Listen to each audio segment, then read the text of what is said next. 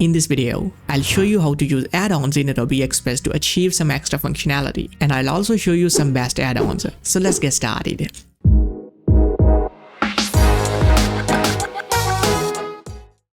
Alright, I'm inside Adobe Express. I'll go to the Explore tab and let's find a template. I'll go to the Instagram post. I'm looking for free templates. Scroll down and let's see if we can find something. I'll go with this one. Click on Customize Template.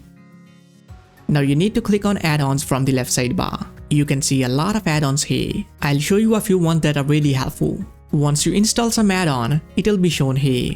First one is Brand Fetch, and it will open in the right sidebar. What you can do is click on the search bar, type the name of any company, and it will show some assets. Click on one, and you can access their logos.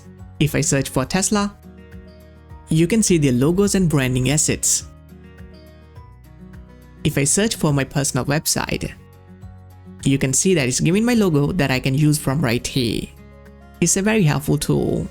To find more add-ons, click on Discover, and the next add-on is Attention Insight. Click on this one and click on Add. What you can do is test your designs and see if they are effectively working or not. You need to select the category to which your design belongs, then click on Test Design, and there we go. It's gonna show a heat map which tells us which elements are gonna attract the most attention in the design, so you can then tweak the design accordingly. It's a great tool, you should definitely check it out. Next add-on is Lumi. Click on Add, and it's gonna give you free stock photos. You can simply search for something, click on a photo, and it will be imported in the project.